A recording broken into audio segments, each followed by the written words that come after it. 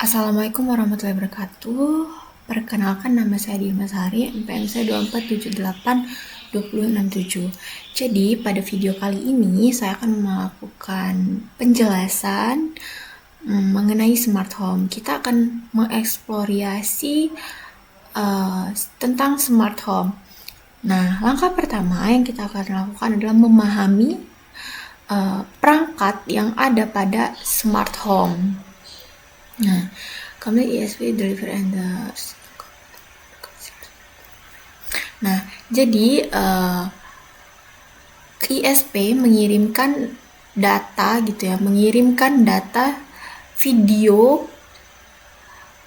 dan video yang melalui kabel koaksial seperti itu. Nah, jadi dia digunakan untuk memisahkan antara sinyal video dan sinyal data seperti itu.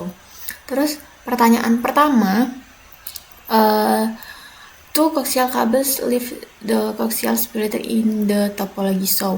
Nah, jadi pada topologi yang ditunjukkan gitu, dua kabel koaksial memisahkan koaksial gitu ya. Jadi pertanyaannya, which the device does the coaxial cable connect to? Jadi pertanyaannya, ke perangkat mana kabel koaksial terhubung gitu. Jadi jawabannya kabel koaksial itu terhubung ke TV. Pertama ke TV, terus yang kedua ke kabel modem. Terus pertanyaan kedua, the cable modem is interface between the network of the ESP and the home. Modem kabel adalah interface gitu antara jaringan ISP dan rumah. Pertanyaannya, to which device does the cable modem connect? Jadi pertanyaannya, kemana modem kabel terhubung gitu. Jadi modem kabel atau kabel modem ini terhubung ke gateway gitu, jadi fungsinya untuk router gitu ya, untuk semua perangkat yang ada pada rumah gitu, yang ada di sini, yang ada di dalam smart home ini gitu. Terus fungsinya juga dia bisa untuk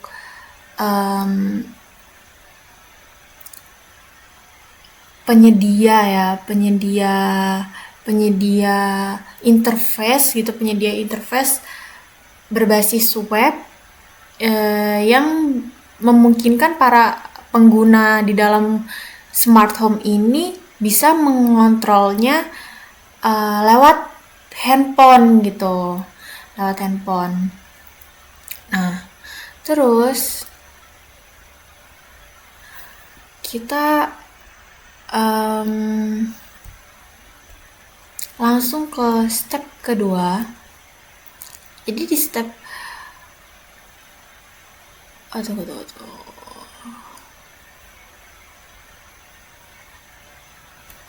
list all home device connect to home gateway. Oke, jadi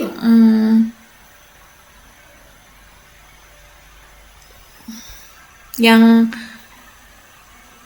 terhubung ke gateway perangkatnya apa aja gitu. Ada banyak ya di sini yang terhubung ke gateway, seperti smart window, smart lamp, smart alarm, terus smart door. Ada banyak di sini. Terus ada smart coffee, terus smart sprinkle. Ada banyak di sini perangkat-perangkat pintar yang terhubung ke gateway seperti itu. Terus kita masuk yang ke step kedua, interaksi dengan smart home ya. Kita interaksi ke smart home. Yang pertama kita di sini pilih tablet, terus kita ke desktop, terus kita ke IoT monitor, terus kita login.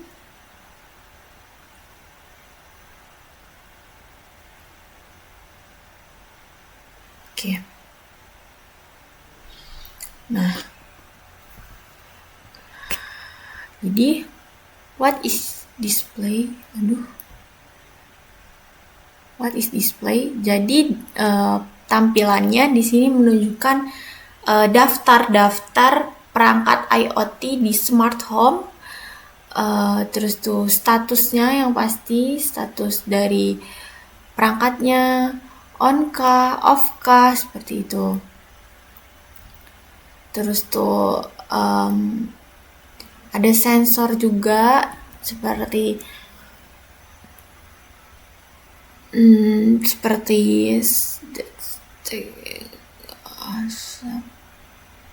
smoke detector, ya.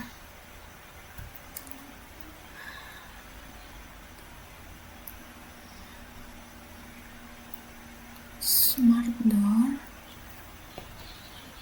Nah, ini kan smart door lagi unlock ya, kita klik lock. Oke.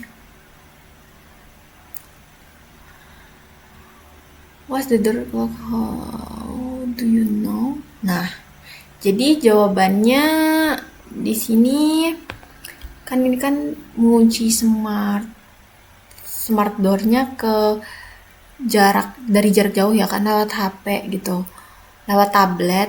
Nah, jadi di sini pertanyaannya apa?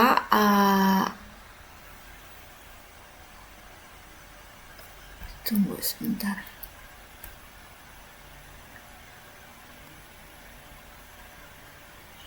Nah, ini pertanyaannya apakah pintu terkunci gitu? Terkunci ya di sini. Sudah terkunci karena lampunya udah berubah jadi merah. Jadi kalau misalkan dia merah, berarti dia terkunci. Tapi kalau dia hijau kayak sebelumnya tadi, berarti dia terbuka gitu, unlock. Nah, ini sekarang kita coba yang ini ya, F, kita unlock lagi. Nah,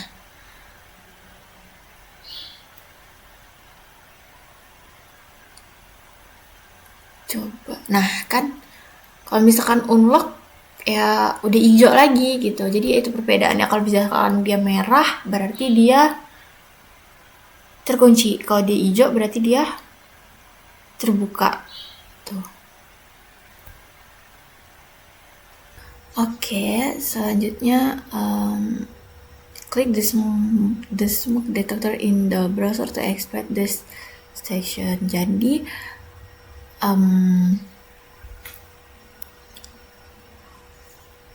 klik smoke detector to browser.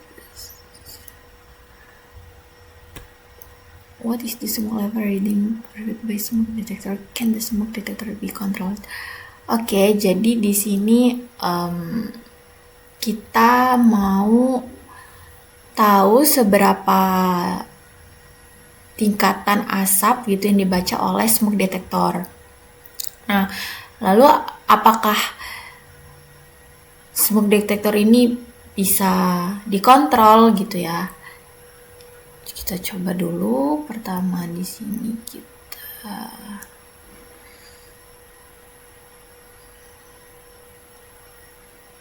Oke, smoke detector di sini 0 ya di smoke detectornya, karena memang kita belum melakukan kegiatan yang ada smoke-nya gitu, yang ada asapnya. Kita tutup, kita coba di sini menggunakan mobil ini.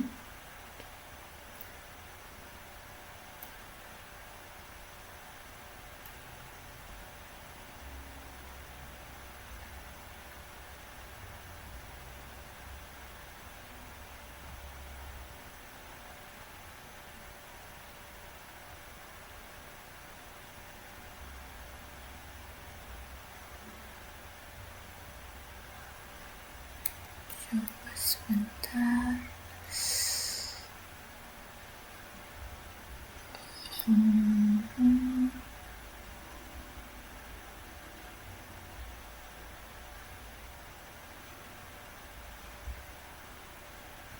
Belum hidup ya mobilnya.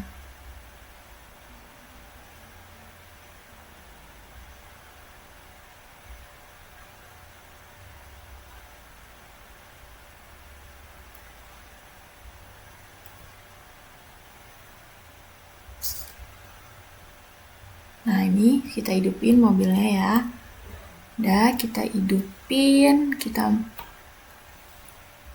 matiin lagi mobilnya. Sekarang kita lihat di tablet, terus IoT monitor.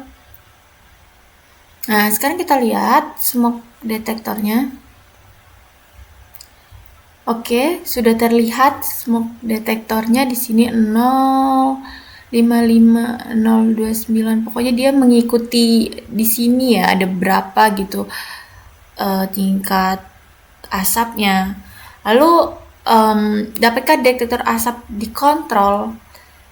Jadi sebenarnya smoke detector ini kita hanya bisa melihat ada berapa smoke tingkatannya di smart city gitu ya. Smart home gitu. Di smart home ini ada berapa tingkatan dari level smoke-nya gitu. Tapi kalau untuk mengontrol smoke-nya itu nggak bisa, kita cuma bisa mendeteksi gitu ya. Hanya mendeteksi saja ada berapa gitu. Terus selanjutnya smart device can also be controlled physical. Selanjutnya perangkat pintar dapat dikontrol secara langsung maupun interaksi fisik gitu ya. Jadi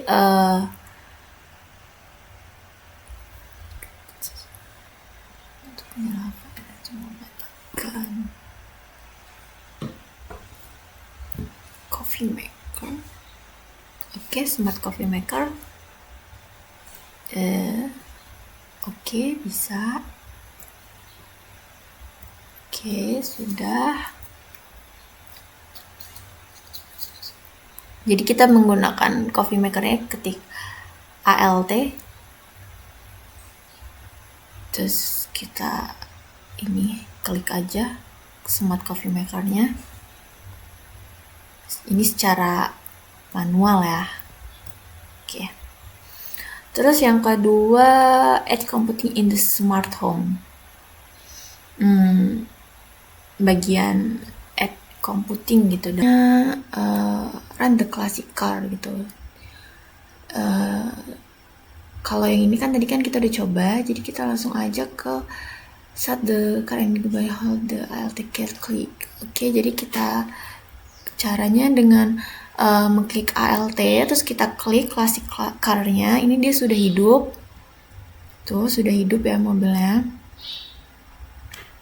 Nah, terus tuh apa yang terjadi pada udara di rumah setelah MCU membuka dan menyalakan kipas ya. Ini kan terbuka dan menyalakan kipas.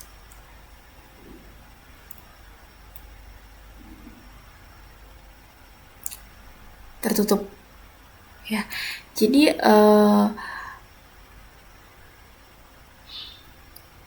setelah kita menghidupkan mobil klasik, apa gitu yang terjadi setelah MCU-nya aktif? Jawabannya ya ini udaranya membaik ya secara bertahap karena ventilasinya aktif. Terus tuh, apakah MCU akan menutup kembali dan mematikan kipas? Jawabannya iya ya, setelah CO-nya turun gitu di bawah 1,5, maka semua akan ditutup kembali dan kipasnya dimatikan gitu. Terus tuh fun.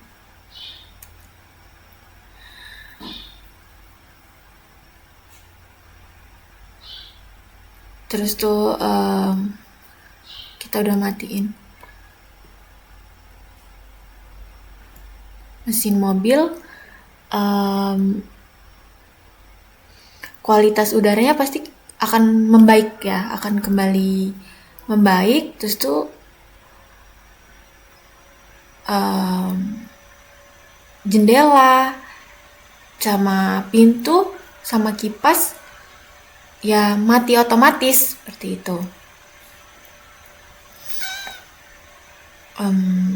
Setelah kita melihat bahwa edge computing ini memungkinkan respon cepat terhadap kondisi